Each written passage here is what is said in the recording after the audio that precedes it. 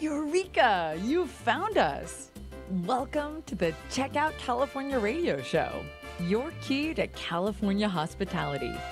Hosted by Rad Gantos, principal of Rad Gantos and Associates, a hospitality and commercial real estate design firm, and Craig Sullivan, executive vice president of Park West GC, a hospitality and commercial real estate general contractor. Check Out California is focused on our state's hospitality, travel, and tourism markets, and on the large part they play in California's vibrant and innovative economic diversity and unique quality of life. Now, here are your hosts, Rad Gantos and Craig Sullivan. Good afternoon. I'm Craig Sullivan. And I'm Rod Gantos. And this is Check Out California. We've got a very special guest with us today, my cousin. We've got Mr. Stephen Medell from Pacifica Hotels. How are you, cuz? Welcome. Doing fantastic. Pleasure to be here. Thanks. Oh, thank you for being here. Why don't you give our audience a little bit of your Reader's Digest bio? Oh gosh, got started in the industry at the young age of 19 years old. He's only 22 now. I'm only 22, so it's for those of you who are doing math, so I'm coming up on 20 years, which is pretty amazing. Came to the industry with no bad habits. Had never worked hospitality. Well, that didn't last long. Well, but got my start in Five Diamond, and which was pretty amazing because every day we felt like we were on stage. So got to do a little bit of everything. Right. Everything from checking guests in to concierge to delivering food to making beds, turn down service, you name it. It was really a great crash course into the hospitality industry. Fast forward a few years, started working under somebody who I know has been on this show as well, Larry Broughton with Broughton Hospitality. In the very, very early years, I think I was employee number 3. At the time, only had 4 hotels, but we grew that over the 12 years that I was there. We acquired about 20 hotels in the time that I was there. Learned a ton. Yeah. Getting to work under Larry and getting to do a lot and learn a lot in the dozen years that I was there. So got to cut my teeth in operations, which was great. Fast forwarding to now, more of an acquisitions and on the real estate side as the vice president of business development with Pacifica Hotels, which is where I've been now for coming up on 4 years. It's been that long. Time flies by. Having a great time doing a lot of exciting projects. Pacifica Hotels is, I believe, the largest owner and operator of coastal hotels in California. We have a portfolio of 36 hotels now, most of which are in the state of California, most of which are oceanfront. Looking forward to sharing more of that, here today. But we've got some exciting projects that we're working on. Like I said, most of which are in California. You dominate the Central Coast. You guys have got a ton of beautiful assets up there. We do. Marina Del Rey and various other areas in California. Santa Monica, you're managing one there. That's right. Everything from San Diego all the way up to Half Moon Bay is our furthest north property. We have an outlier out in Florida. We have a Hilton Garden Inn that we built many years ago in Port St. Lucie, Florida, in a relationship with the PGA. And then we have 2 out in Hawaii, which Hawaii continues to be an exciting place regardless of volcanoes or fissures. It's still an amazing place to go. In fact, some might say even more exciting right now. It's just a remodel. Yeah. The island is just remodeling. Listen, it's a real estate expansion. That's what it is. It's growing. You show me another place where they're building more oceanfront property, I'd tell you to invest there. Exactly. But it's an exciting place to be. And so we have 2 assets there out in Hawaii and looking to grow our footprint out in the islands as well. There you go. What are some of the properties, since we are out of Orange County, or if you want to do LA or San Diego, what are some of the key properties? Oh gosh, and I think when people think of Pacifica and they think of who we are, first there's a lot of iterations of the name of our company. Yes. But when people think of Pacifica, they think of the deep history and the roots that were in Santa Barbara. And many of those, and the company really starting kind of along the Central Coast, as Craig was alluding to. I think when they think of Pacifica, certainly though in the Los Angeles area, because it's probably of the greatest visibility, you can't help but notice hotels like the Marina Del Rey Hotel, which we opened. We've owned the hotel for now, 10 years. But we opened it January of 2015, and it's really been a tremendous turnaround. When you talk about turnaround stories and the case studies that we've gathered, over the years, That's a fantastic story. Yeah. 160 rooms with an amazing restaurant that sits right there at the edge of the water in Marina Del Rey. A great story, and a great story, and a great example for what we do best as a company. Finding underperforming hotels where we can bring value not only from operations but from design, from concept, and everything that we can do for a property. That's a great one, and that's an asset that we both own and manage. To hotels where we just manage third party, which would be an asset like the Georgian Hotel in Santa Monica, which is going through a massive renovation right now as we've launched the ground floor 1933 true authentic speakeasy, which is really exciting. Jamaica Bay Inn, which is another hotel in Marina Del Rey, but hotels that we're really excited about is properties like the Wayfarer, which is one that we have in Santa Barbara, doing a second Wayfarer in downtown Los Angeles at 8th and Flower, just a few short blocks from LA Live. And LA, gosh, talk about a hotbed of activity. Let's talk about the Kenny and the Wayfarer. You know, you've been posting some amazing pictures of the Wayfarer. It photographs well. It does. I mean, following the construction, you guys doing the social media on that has really been fun. I don't say too much social media is fun, but, you know, that rooftop bar and pool's looking really nice. And why don't you tell us about the creation of that hotel? So that's exciting. So the first Wayfair started in Santa Barbara. We acquired a property in 2013, which was an abandoned project that had to follow the international hostel standards kind of guideline book. And so we took that language and we said, okay, city, what do you want it to be? And we inherited the architecture but created the DNA, and the DNA, what was born, was Wayfair, which is a phenomenal concept that really marries both hostel and hotel. So what we like to call it is it's a boutique hotel with the soul of a hostel. Originally the thought was, let's find other 30 to 50 room hotels that we could convert, where we have both your typical, when I say typical, it's atypical, but where you have traditional hotel rooms, where you have private rooms, but then where we have less than 10% of the total key count being these shared accommodation bunk rooms, where now individuals who are traveling alone can do so without ever being lonely. But what we've created with Wayfair is really that space where individual travelers, adventurers, wayfarers, the term wayfarer means travel by foot. Right. And so we wanted to create locations where people, whether they were traveling by car, traveling by rail, as a lot of people today, they're flying, they get an Uber, they don't have a car. We want people to be at the city center and the epicenter of everything that is great about a location. So we're expanding that. So where we thought it was just going to be 30 to 50 room hotels, downtown LA is going to be 156 rooms. Wow. 8th and Flower. It was an existing building. We bought the old Ritz Milner Hotel that had been standing for, the hotel was originally built, the building was built in the early 1900s. So we get some great history there. We also have to deal with some historical problems. Historical preservation. But talk about an exciting project. So yes, it will have a rooftop deck with a small pool. It'll have fantastic guest rooms, a great lobby with a lobby food and beverage concept that also will feature our kind of signature communal kitchen for that location, where now our guests get to play host. That's one of the most exciting things I think about Wayfair, is where our guests not only are being hosted by our staff, but now the guest gets to play host, cook food, and share a piece of themselves, share their grandma's favorite recipe of macaroni and cheese, share something they bought down the street at Whole Foods and prepare it in our communal kitchen, and now share it with other guests that maybe they just met an hour beforehand. That's awesome. That's a pretty amazing That's cool. point. Yeah, I like that a lot. And then we're going to have a great speakeasy, true authentic speakeasy in the ground floor of that as well, and we're going to be having a lot of fun with that. Yeah. So excited to bring Wayfair to downtown LA. We're going to learn a lot. Great to see that we're not the only ones doing shared accommodations in downtown LA.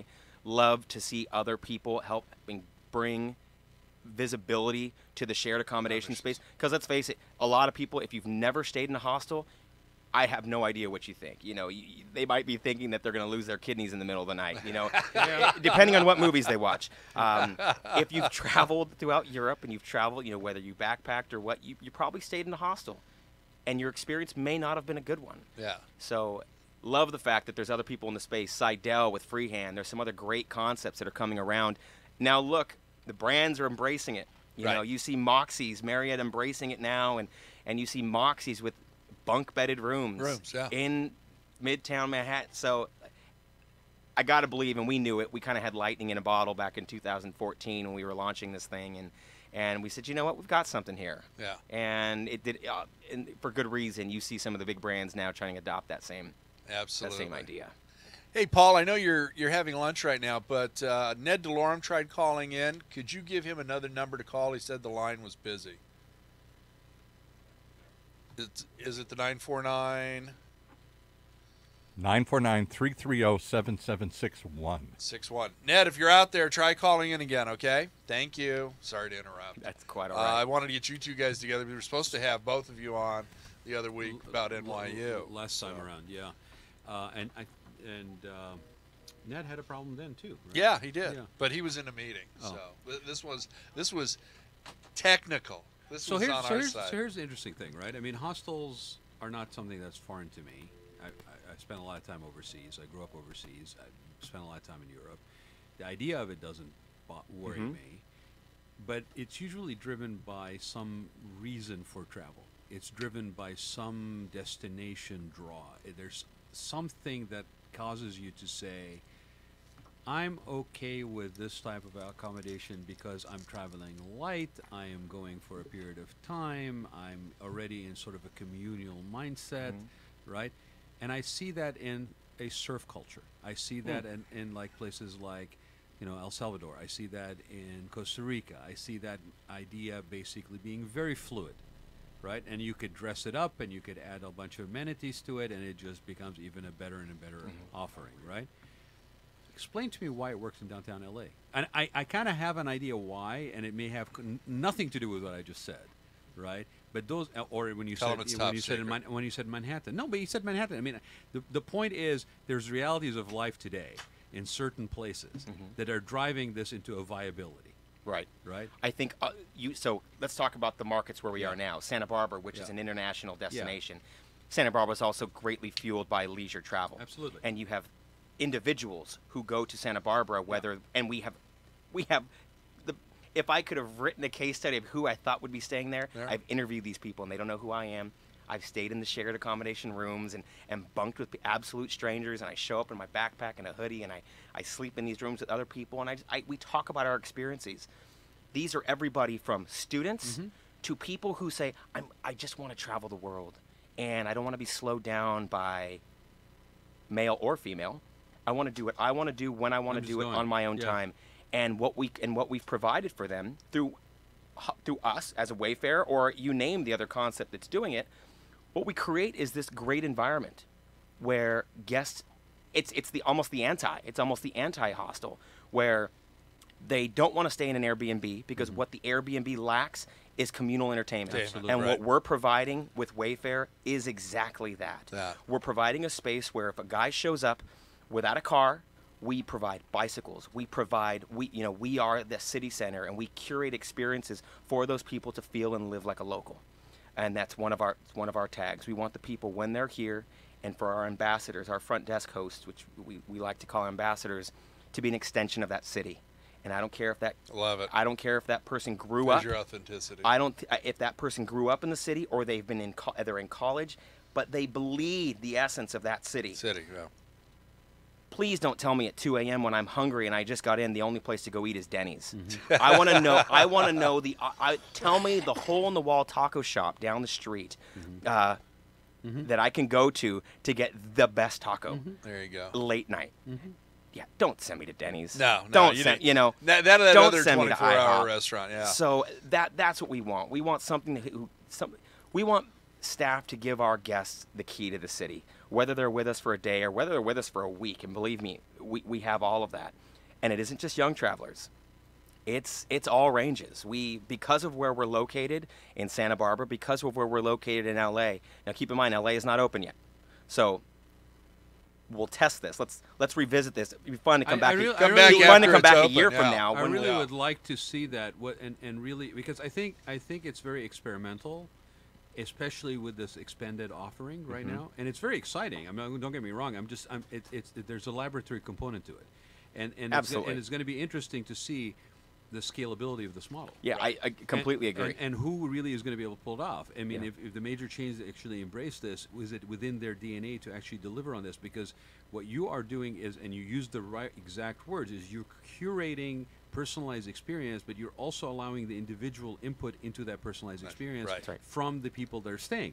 And age factor is not a big deal because the person who basically backpacked through Europe 40 years ago is maybe now a single person or a divorcee or a widower that basically is trying to recapture the youth and have their health and ability to do it, have the means that are more than when they were basically Are you first. talking about a second childhood? Yes. Yeah. It almost is. Yeah. Listen, there's this rebirth Yeah. and nostalgia with it as well. Absolutely. So what you remember what you did is when you're 20, Absolutely. you come back again and do it as 60 and do it in downtown LA yeah. in a city that when you were 20, you would have said, hell no, am I I'm going not to going. downtown Exactly. LA. Exactly. Fast Right. forward 40 years now when you're retired and you have the means and the means and ways and you say, I'm going to visit downtown LA Right. Yeah. as an adult. I can absolutely afford $250 a night in downtown LA right. and but what I want is that experience. That doesn't give you. That gives you a very sanitized existence. Wayfair, we're going to talk about this. Wayfair is for the adventurer. It's for the well-traveled person. It's the person who wants to go out and adventure and experience life. Yeah. It's for the person who says,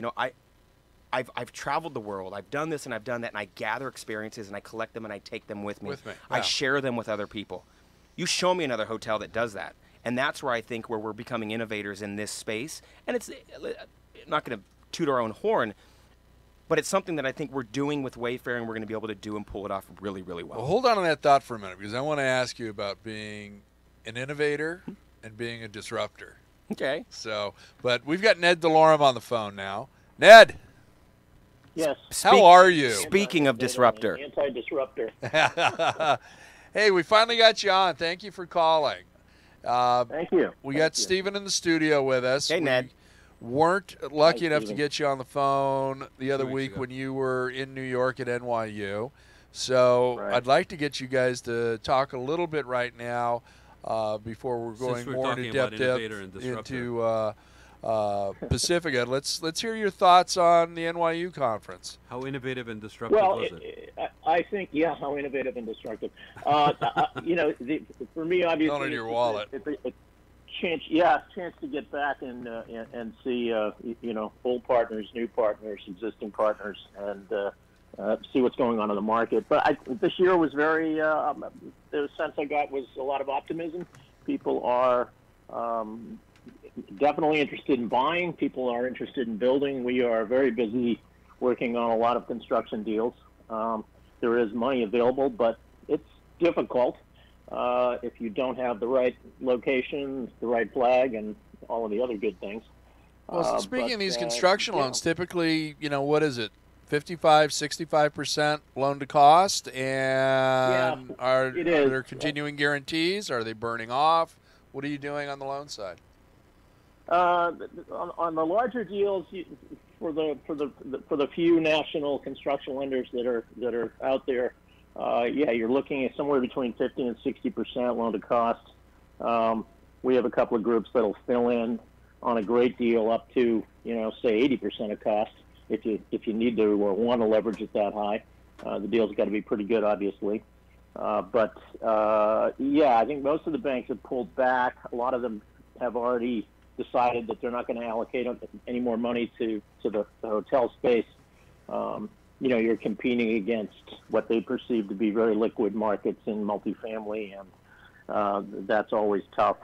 But it's still out there. The projects have to be well conceived and as I said, well located. So those are still challenges. But on the other hand, there's plenty of money out there to buy them. The institutions are busy. The high net worth guys are busy. Everybody's looking. I think yield expectations are perhaps lower than they were a year ago. People are willing to pay up a little more. So, I would kind of characterize it as a seller's market if you've got something that's that's a great property. I'll tell that to the particularly, guys that just sold the Barclay downtown LA. It was on the market for 2 years, and they sold it for less than half what they bought it for. Not so So, much. Yeah. I mean, there's always the exception of the rule, but I mean, you look at Timing is everything. yeah, I mean, look at Stephen's company and what they're doing, especially the downtown LA market right now, and Stephen, give us some more of your thoughts on NYU. What were you thinking? What was the takeaway you came back to California with? Oftentimes, when we're at these conferences, and you're always looking for a couple of nuggets, like, okay, who was actually speaking the truth? And it's not always something that you hear in a seminar, which people are preparing in advance, or, very, very, very rarely do you get banter up there where people are challenging each other. That doesn't happen very often. But what I always try to gather is to kind of figure out on my own, having done this now for a little while, is to figure out where are we? Where are we in the cycle? Where are we in the process? We're trying to remind myself of, the conversations that we're having now. Ned talking about lenders, the type of people that are getting approved for loans, the levels of what loans are being made at it. You start talking about all the construction money. I'm hearing about all this construction money is out there for projects with people that the biggest concern is always, here's somebody who's never built a hotel before. They're getting a construction loan to do a project they may have no business doing. That starts to scare me. And that just starts to feel a lot reminiscent of what we were going through 10 years ago. The word frothy come to mind? F word with a capital F, right? And that becomes a concern, right? Yeah. So meeting with lender after lender, hearing about construction money being out there, I'm like, that's great. That's great for us because, listen, we're still developing hotels. With that being said, we also have, I think we're a great sponsor. Yeah. We have great track record. We have expertise. As a sponsor and as a borrower, we're a great fit. Yeah.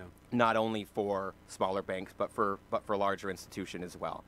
So we don't necessarily have those challenges, but that's always kind of that's what I look for. And my biggest takeaway from NYU this year was, yes, still continued optimism, cautious optimism, I would say.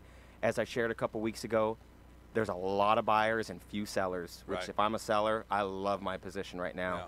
Yeah. If I'm a buyer and I've got money to place, that's good too. And I'm hopeful that, from what we were hearing, the product is going to start to come available here in the next 1 to 2 months, as what we were hearing. All right. Hey, Ned, before you chime in on the same subject, Rad and I will take a 1-point referral fee if you do a loan with Stephen and Pacifica. So. Oh, great! Thanks. I'm sure no pressure, Ned. So, what were the nuggets you came away with, Ned? Well, I think I think Stephen's made a good point. We're not seeing a lot. I'm seeing a lot of stupid deals, but I'm not seeing a lot of stupid deals get done. There's definitely people who have, as there always is in any part of the cycle, people who have some money, and even people who have a lot of money who don't know what the hell they're doing, and those guys will always be there. But for the most part, I would say the lenders and the investors are very disciplined, and they're very careful about what they're doing, and be very careful about branding, location, and most importantly, as Stephen said, experience. Certainly Wayfarer knows what they're doing. Stephen's been in the business. That's critical, because if you don't have the experience, you better find somebody who does, because you're not going to get a deal done. Definitely. Well, our company's been around for 45 years. The great thing is, in that 45 years, literally we've seen 6 different cycles that the company has gone through, good, bad, or indifferent. And I think every single time you learn from them, we've never given a project. You would have been around 45 years. Never given a project back. So are we just being cautiously optimistic and cruising through, or are we actually still innovating? Oh no, I think both. I think in what you'll see is the people who learn from the past and can apply that will become some of the greatest innovators, because those are the people that have staying power. You can create something great for right now and get a great little kick for now. The true staying power comes where I create something that is for the long haul. I create something that has some long-term merit to it. Not just a flash in the pan idea that, hey, it sounded really cool. At the time. At the you know, there's a lot of let's use technology for example. Right. There's so much great technology that's out there right now, and we see it all the time, from handheld tools that you want to put in the hands of every single member at your hotel. And if I'm the technology company with the VC money behind it, I'm saying, oh my gosh, why wouldn't you embrace this? This is a fantastic tech. It makes communication that much faster. You're able to deliver this to the.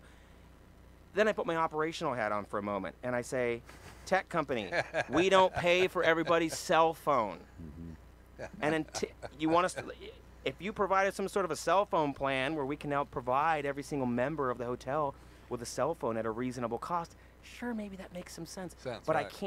I can't ask my, engineer who isn't a salaried engineer person to use his flip phone maybe to download an app. That person's not going to do it, even if it even if it's going to cut their workload down.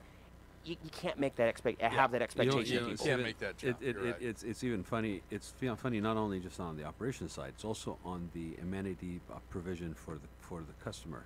Okay, I had a conversation last week where it was basically trying to put an iPad in the hands of everybody as part of the walkthrough experience, the transition through services, what have you, at a spa situation. Okay, where to put in an iPad, and the motivation was that it would be a platform through which you could have tested meditation tapes that you could then basically link into retail sales. So you give them a little teaser while they're waiting and all this stuff, right? What was interesting is nobody actually thought through this whole presentation that every one of those iPads has a camera on it, and you basically are about to hand cameras to people that are going to sit in a room with other people that are in nothing but robes. Yeah, right. Yeah, not good. Imagine that. Yeah, Ned's laughing. Imagine that. Oh, exactly. Imagine that airdrop feature. Minor detail. Yeah. So I'm going to be airdropping images of myself. To right, other and people everything is on a cloud, right? And everything is the property of the actual facility. I mean, I'm standing there, I'm listening to this, and they're all excited, and they're really pulling all the bells and whistles. Yeah, and I'm sitting there, and I go, that's a bad idea. Wait, but there's a camera on these things, right? And you could hear a pin drop. Yeah. It was like torpedoed the presentation, and I'm like, sorry guys. Hate to be the buzzkill here, but here's where that embrace of technology is. Here's where the embrace of everything being, remote and touchless and Wi-Fi and everything. If that means that my engineering department is now going to have to be staffed 3 times as deep in order to maintain everything, then what does that really do? That's right. That's it. Other than put yourself up in a position where you're likely to disappoint based on the expectations that you set, and now you basically are having a problem maintaining the experience. Exactly. And I really think that's the reason why that experience, this conversation, face-to-face conversation that guests are always wanting, unless you are listen, there's people who travel, 200 plus days out of the year, and for them it's all about efficiency. Right. But at the end of the day, when there is a service breakdown, I don't want a robot to fix my problem. I don't want I don't want the bots that you see in some hotels now delivering something to my room. I want somebody with compassion to show me we're sorry. Breathing.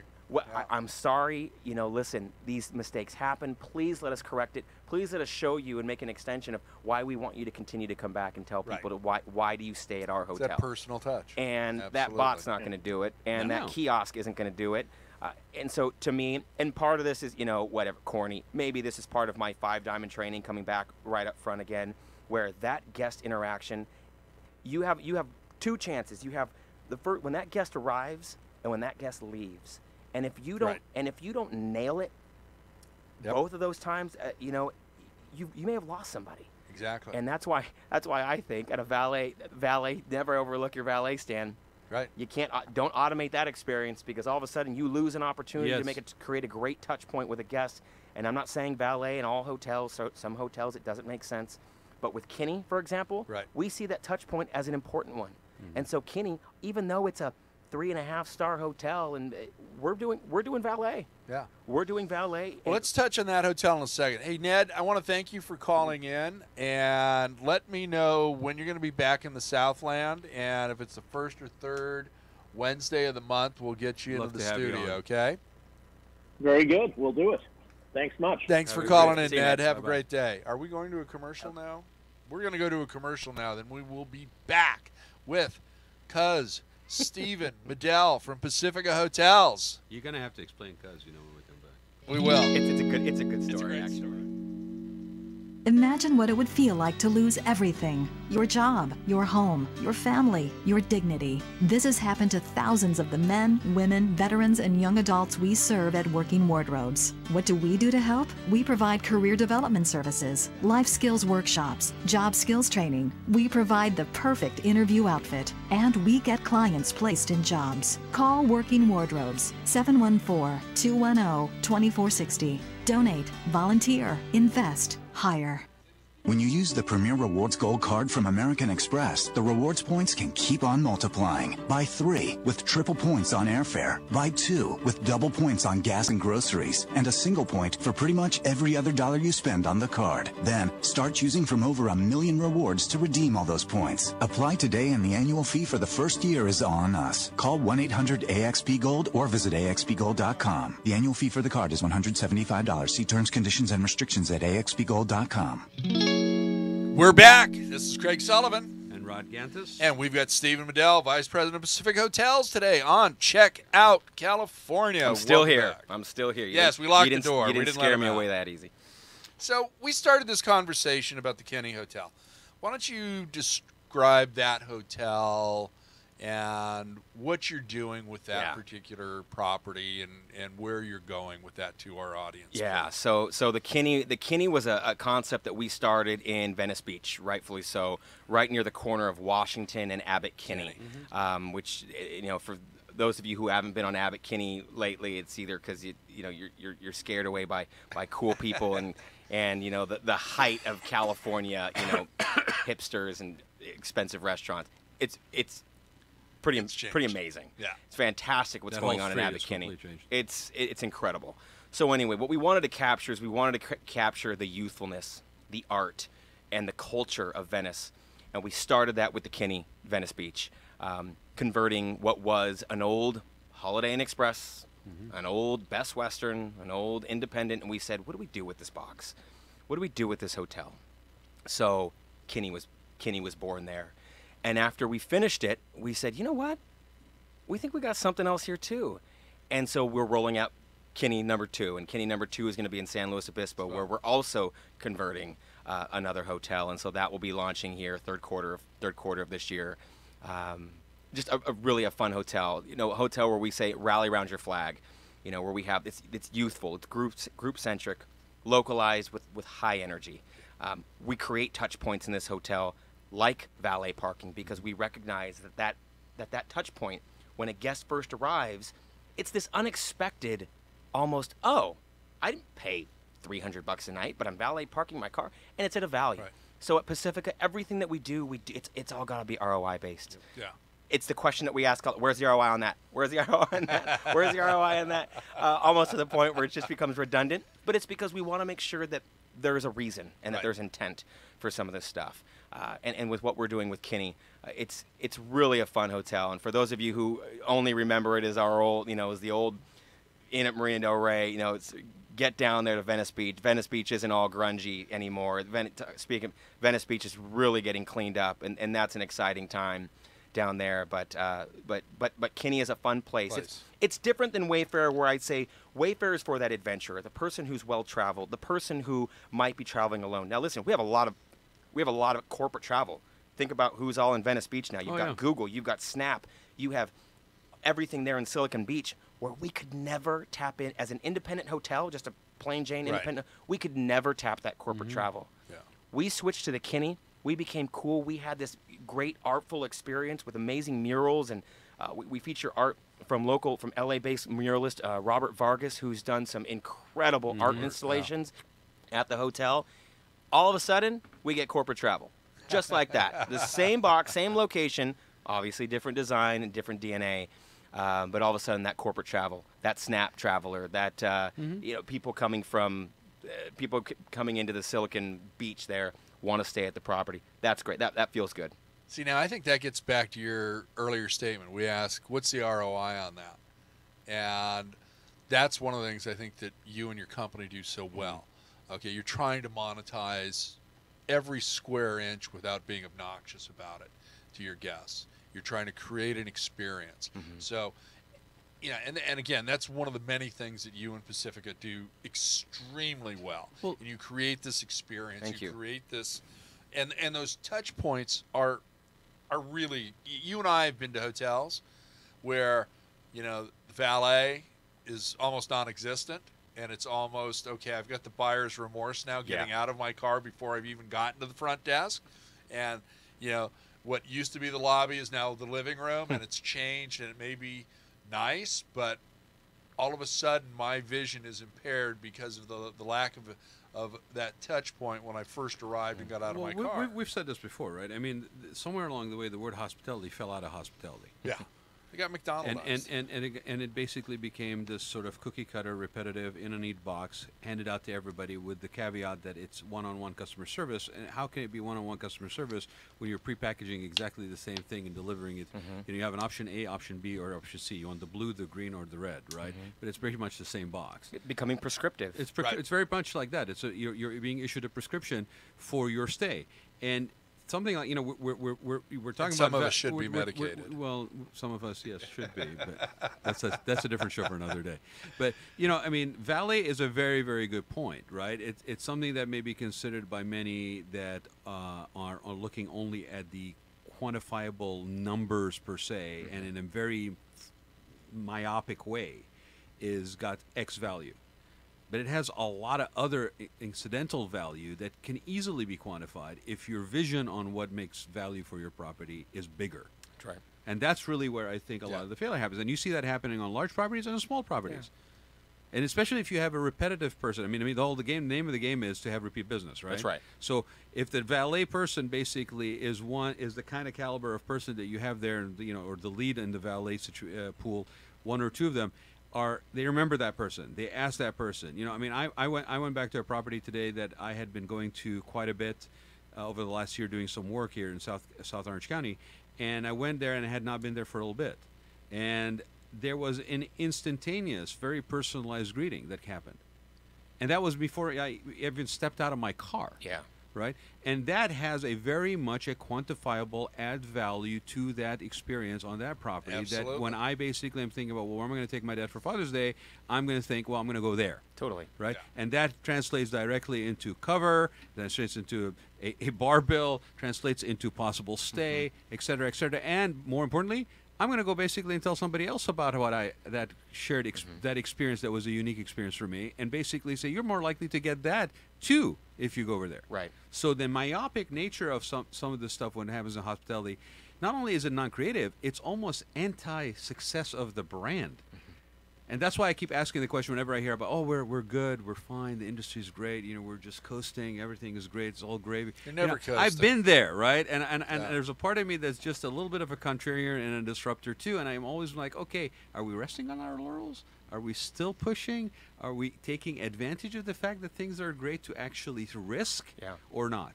I think when we can, as hoteliers,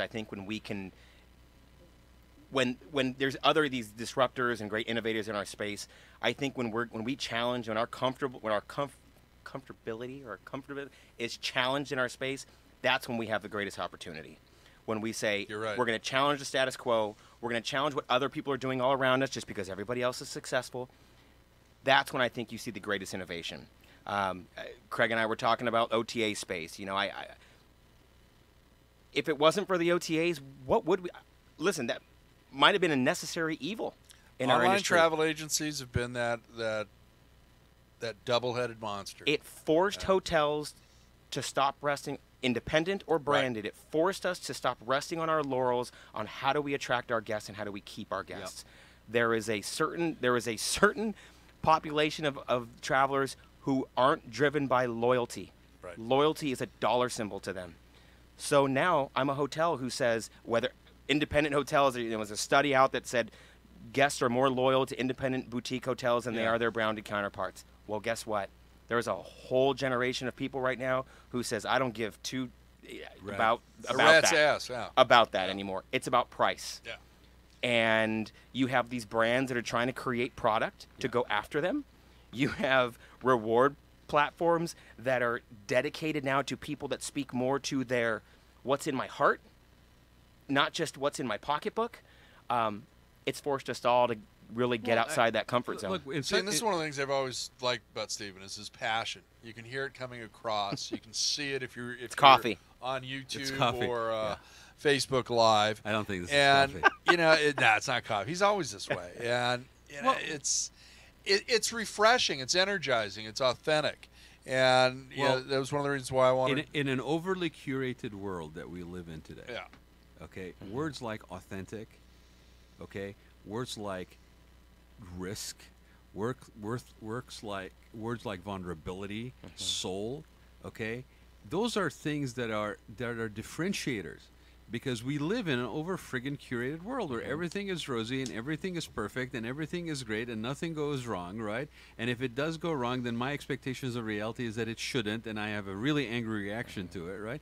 But in the course of that, we have sold away this sort of unique individual experience that we can have because we're all going to be just, I saw an article yesterday that I found fascinating. How many years ago was it that we actually were even introduced to the term influencer? Right?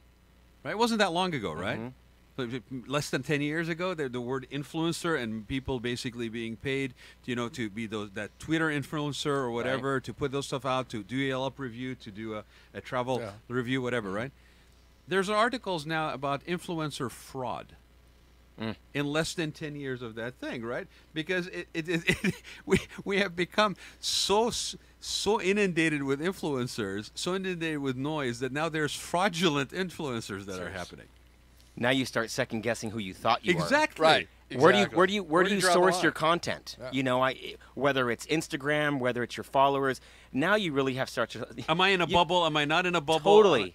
I thought I was in a bubble. Come to find out, it was aluminum foil. It seemed like it wasn't a bubble. Show. Now it's really a bubble. It's Truman Show, and my whole world around me is fake. And then that starts. But listen, at the end of the day, that starts to come down to who do you surround yourself with. Exactly, and what brands, and that is when you say DNA to me, at the core level, those brands. What are your values? If you are going to follow through with that, and now you're basically basing all your marketing and your branding on the influencer and having those Twitter parties or whatever, right? Yeah. What other than that superficial sizzle is there to your steak? There is no substance. Right. And there's no substance you can claim as your own. That's the short term. That's the Exactly. difference between short term success and long term success. Well, because the other one is a hell of a lot more investment, and you got to know who the heck you are before you go out there and try to dish it out to somebody else, right? I would agree. So hold on. So let me talk about that for a moment, because I think when we were talking about the brands and Wayfair and Kinney and whatever, right? But when we start talking about these, we didn't even talk about it yet, but the millennial traveler, right. Marriott with Moxie, or Hilton with Canopy or True or whatever they're creating today. Hilton just created a new brand. What's it called? It's a new 4-letter word. Gosh darn it. Anyway, and I haven't quite figured out. I haven't quite figured out who the target audience is yet, but I probably should do a little bit more reading. My point being that all the brands have created, the big brands all created a concept to go after this millennial. But I'll tell you what's happened. In that challenge, you get somebody who is going to be in a city and says, I've got points with Marriott because I earned them at a Courtyard. Right. But then I'm going to be in New Orleans and I'm going to spend them at a Moxie because the rate was there and it was a new hotel, and they say, what is this? But I'm a traveler that maybe the Moxie, which is really, really cool. But I'm also kind of in that space, age-wise. Right. And I understand it. I understand what they're doing. But if I'm 15 years older, 20 years older than myself, and I've earned those points at the Courtyard, and I go stay at the Moxie in New Orleans or Seattle or Denver or Midtown Manhattan, I don't understand it. And that's one of the big challenges that's happening right now. Whereas with what we're doing with Wayfair and with Kinney, although it might be this youthful, thank you, the bigger thing that we're creating is nostalgia. Yeah. But there's an authenticity to it, and there is a rooting to it that Moxie does not have. Yeah. That's a new box with a new skin. Yeah. When you take that property that you're talking about in downtown LA and you say, historical preservation, stuff like that, right? But you said it yourself. There's story, there is genuineness, there's stuff that is that's we use the term almost like a cliche, ageless, right? There's an agelessness to that. And if you are true and honoring of that, then you have a sustainable product. Right timeless. Timeless. and Timeless then will if be you another then word. take it to the next level and basically package that and appropriately in a sensitive way introduce it into other locations, but maybe put on the local color of that, Yeah. then you got something solid. One of the coolest things that we started noticing in Santa Barbara was, and if you had asked me 3 years ago or asked any of us 3+ years ago, who's your guest, we would have said 25 to 30. What's interesting is the number of retired couples traveling together. They're coming, they stay at the hotel, they seek it out. It's price conscious, it's value driven. It's people that are saying money. we want to be near the beach, but we also want to be in something cool. Yeah. And you know what's doing that? It's the influencers. It's their grandchildren. Yep. These are grandparents that travel with an iPad. These are grandparents that are traveling with an iPad, FaceTiming their grandchildren. And grandchildren are saying, Grandma, Grandpa, you know what's so cool? You got to go do this or you got to go do that. And they're saying, we'll go do that.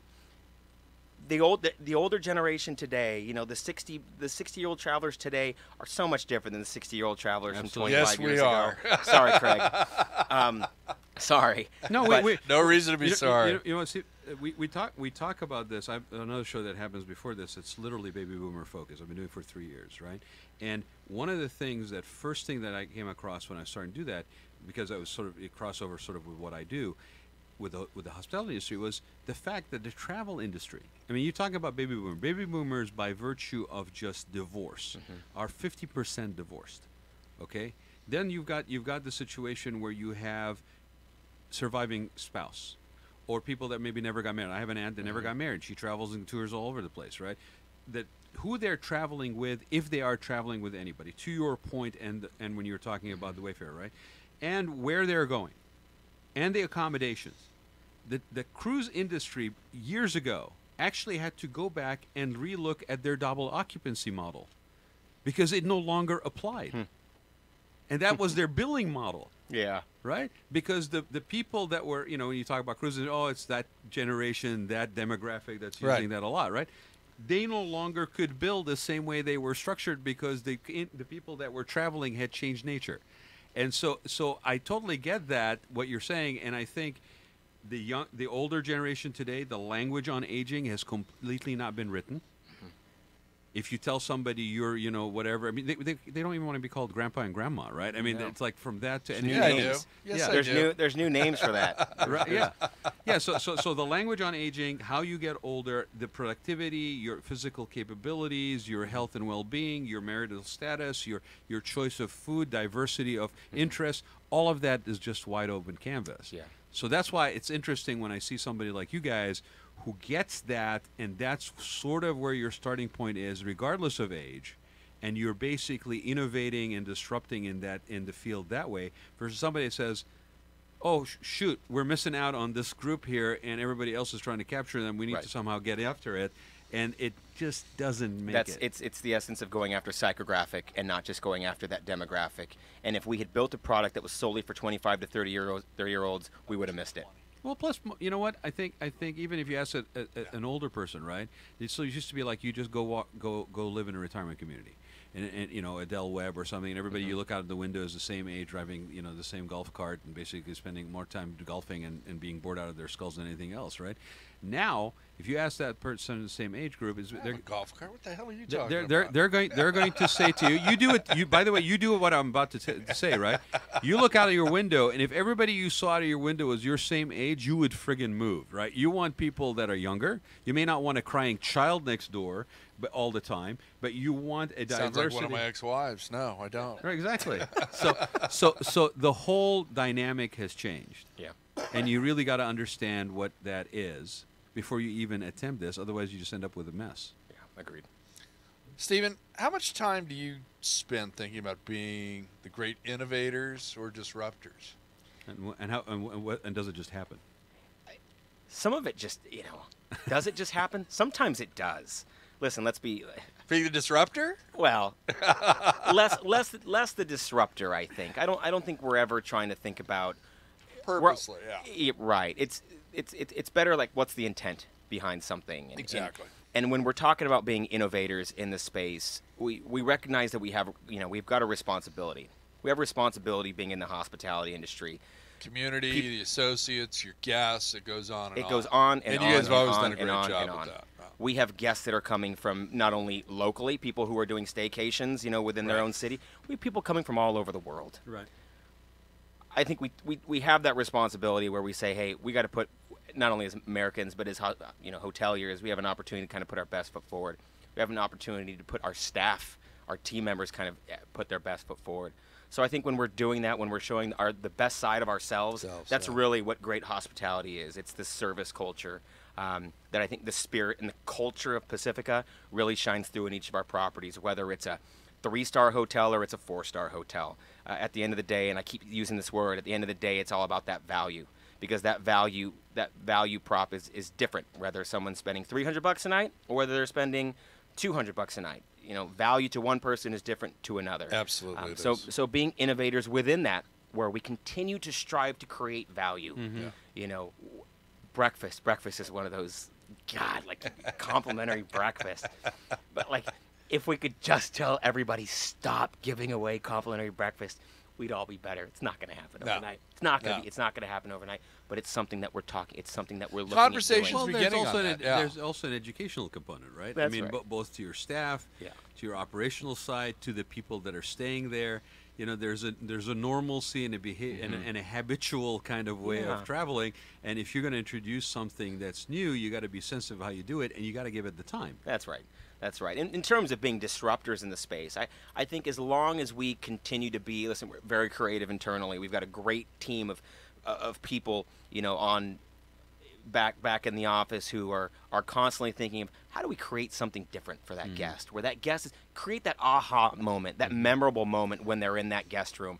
We were some of the earliest people to start putting Alexas and the Echo Dots, and I remember, we just saw Marriott yesterday talking about putting Alexas in guest rooms, and we had people on our team saying, we need to be putting Echo Dots in all the rooms. And we had so many of us saying, no, we're not going to do that. But gosh, when you've got Marriott being like the quintessential Red Roof's doing it as well. affirmation, well, you know what? They were onto something.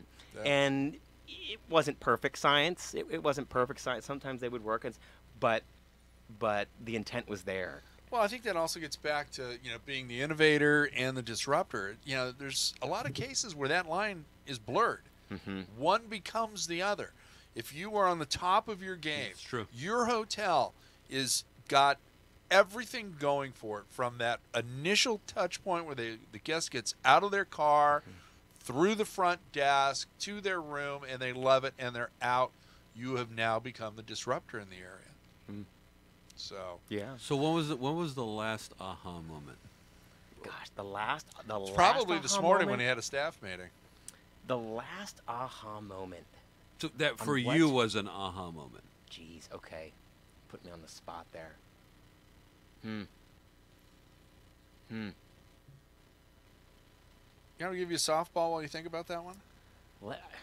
There's lots of, no, I'm good. There's lots of moments that for me are often not necessarily aha moments, but it's that affirmation, like we're doing the right thing. That's an aha moment. We're doing I guess so. We're doing the right thing. Oh. Like, just because this might be normal to us, this isn't normal to everybody else. No. And so there's always kind of that moment in hospitality when you're reading through TripAdvisor and people are saying, great things about the staff, or the other side of that, when people are, but you're always proud about how your team responds to it. You're always proud about, you're proud when front desk host is recognized. You're like, they're doing exactly what, that's so great. I'm glad that they were doing that. They're going the extra mile. They're getting outside their comfort zone. They're stepping away from the desk to go help a guest, to go do something, working outside their job description, their quote-unquote job description, which I think for any good hotelier, you've got to do that. Yeah. If you can't be anticipatory if you don't know what it means to step outside of that. You're in the wrong business. So when you see a guest comment about something like that, that's always like, yes. Yeah. The staff is They're paying attention. They care. They're taking on the responsibility of what it means to be, to provide service to somebody. And then on the flip side, maybe we have a service recovery, and you love seeing how a general manager or a front office manager responds and gets back. Because listen, we're not perfect. None of us are trying to pretend that we're perfect. What we're doing is we're trying to be, how do we react? Because that's really, at the end of the day, that's what we're doing. We are reacting in real time, 24/7 in hotels. Yes, you are. Yep. You'd mentioned the staycation earlier. Hmm? How important is leisure travel Gosh, to you and to the industry, do you think? I read something recently that said that 60% of all business travel is going towards leisure. Yeah. 60%, which means that it says that for business travel where if they're staying for 2 to 3 nights, there's a 50% chance that they are going to extend and that's going to turn into a leisure travel. That's huge. That's huge. That's huge for our hotels, some of which are big, some of which are small, some of which are in leisure destinations, some of which are in corporate destinations, because that means that their spouse or their partner is traveling along with them. And now not only are they paying on their company card, and it's extending beyond just the freebie rubber chicken that's being put on by the conference. It's now saying they're going to eat and they're going to dine with us. They're going to drink with us. They're going to extend beyond that. Exactly. And now we've got a converted guest. Mm-hmm. The person who chooses to stay, right? I mean, there's the one thing when the company's footing the bill. Right. There's like less of an emotional decision. There's more of a I stay there because I know that's the efficiency. That's the efficiency travel.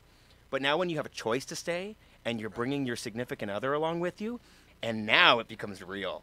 Yeah. And now you're doing it on the tail end of a business trip. And now it's real. Now it's your significant other who's now almost judging you. So you're like, I gotta. This has got to be great. I got to step up my game. That's huge. Yeah. And now they're staying at the places that you stay at. They're eating the food, doing the things that you do. That's kind of a fun experience. Yeah. I think for people, and you're starting to see more and more. And that's not just here in the United States. That's in other countries throughout the world as well. And I think you're going to start to see that grow. Now, I will say this, and I'm looking at it. I was reading the report, and I was thinking, okay, why? Yeah. Why is it over 60% right now? Times are good. So let's go back to what happens if we're taking a dip. Is that happening where people are staying 2 to 3 nights? What happens when people are staying just 1 to 2 nights? What happens when people stop spending the night? It'll go. That number changes. That 60% comes down dramatically, but that's one of those reflections of what happens when times are good. Sure. Well, we used to see this at, let's use the lodging conference as an example. Okay, it's one of the premier hotel conferences, certainly in the nation, if not globally. Yeah. Okay. Harry Javers and his team do a great job. And they pick a great hotel. Yeah. Prior to the meltdown, okay, I would get to the Arizona Biltmore on Monday, okay, and I would stay through Saturday night.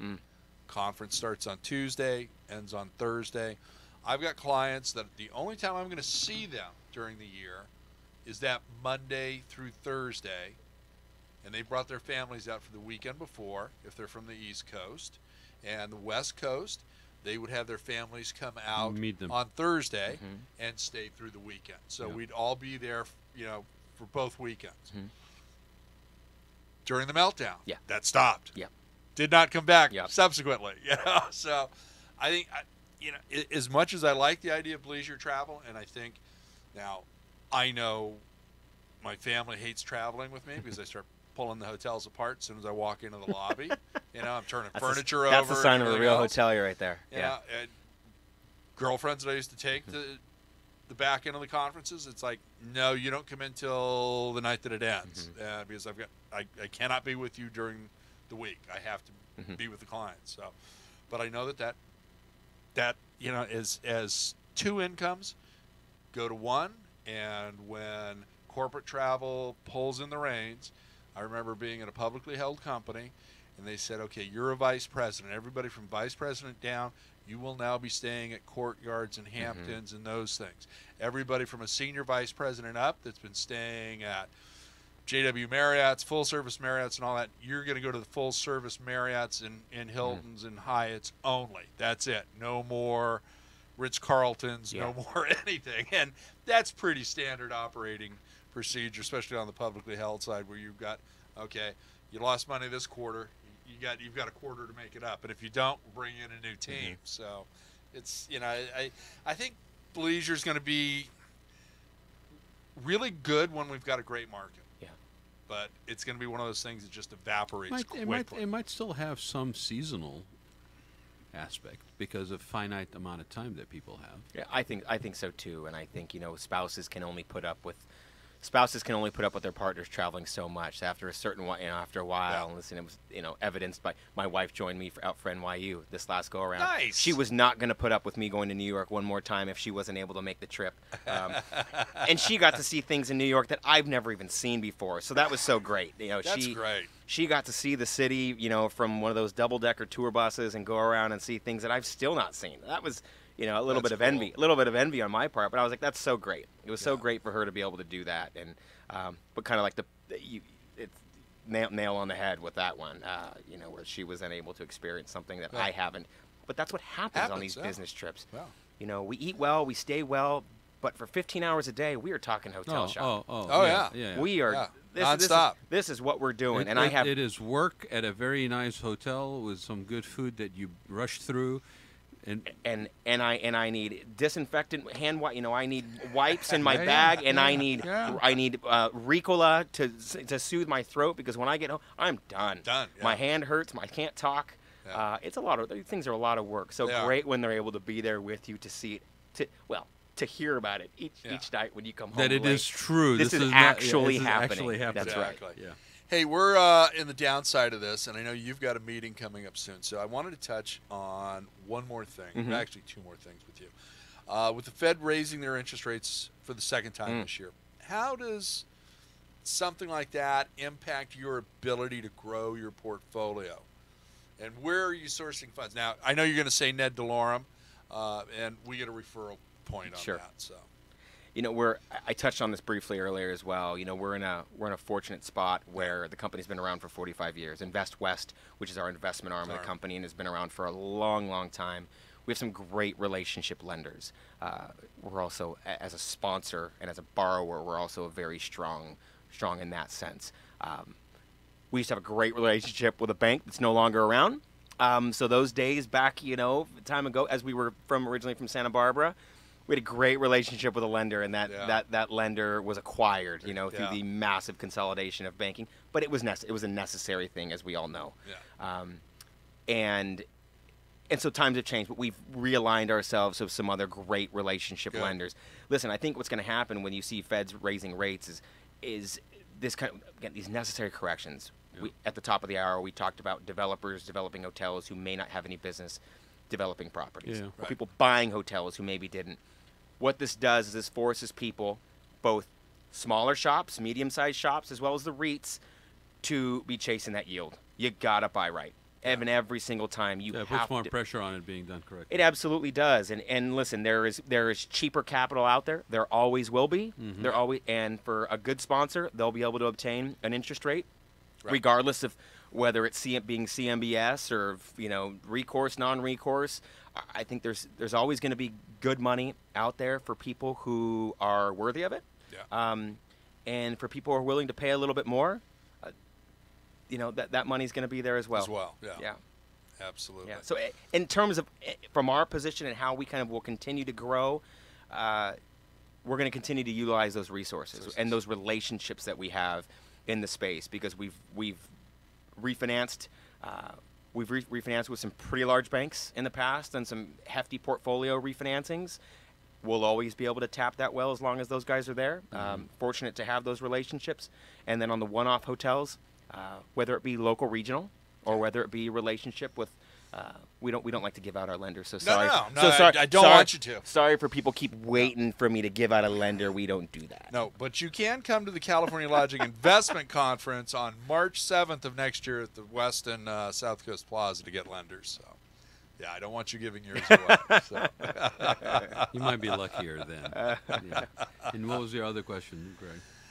Your portfolio right now. How many do you own? How many are you managing? So of the 36 hotels in the portfolio right now, 26 are owned and operated, 10 are managed third party, and you're going to you'll continue to see that change. When I was brought on to Pacifica now 3.5 years ago, we only had a few third party hotels.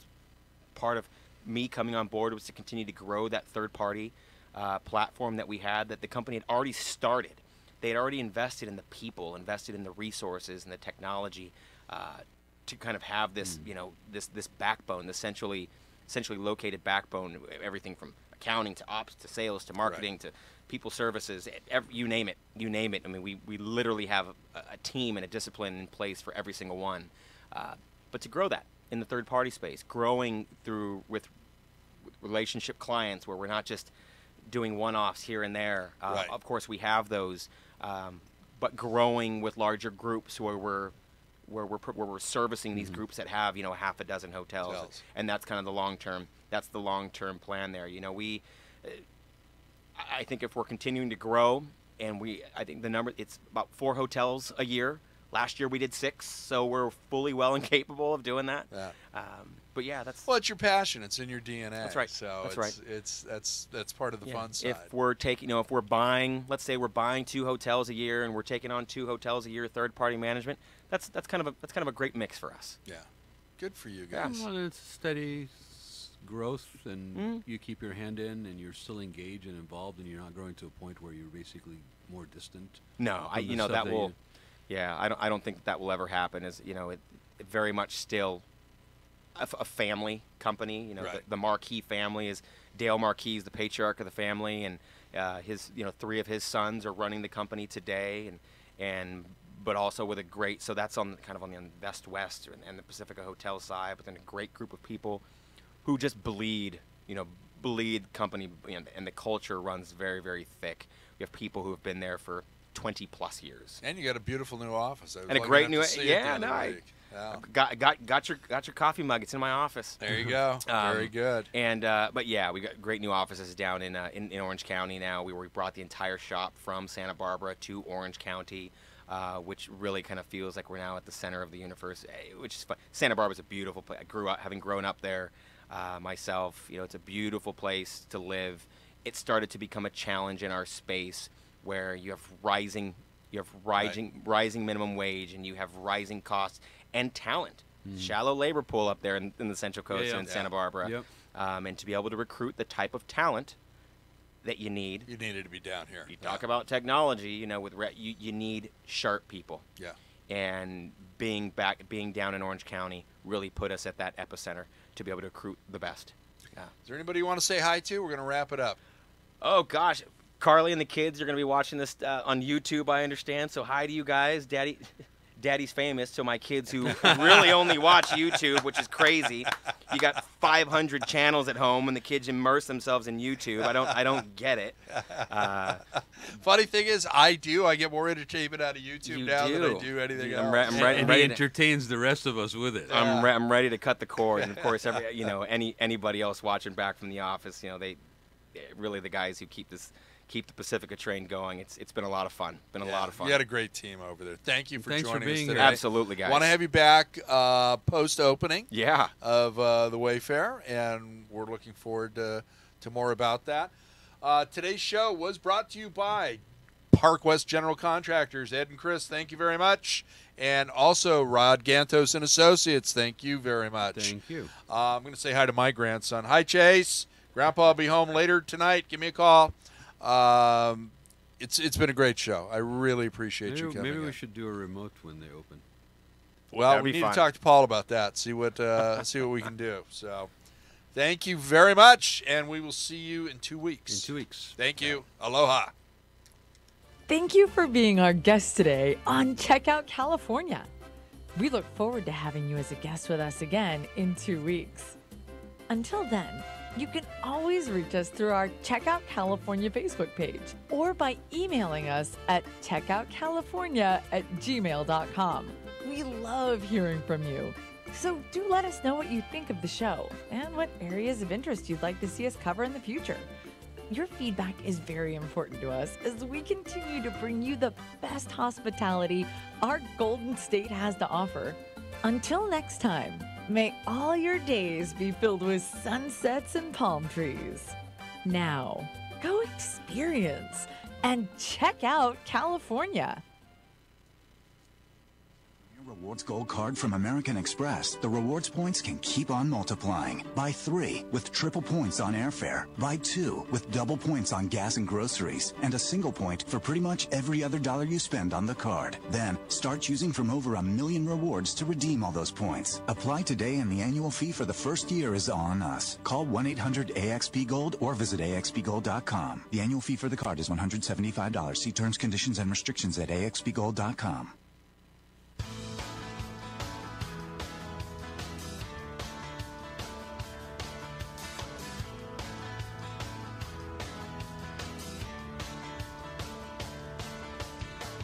It's time for the one show that takes a look at business from a different perspective, the coaching perspective, with Master Certified Business Coach Doug DeFeller. Welcome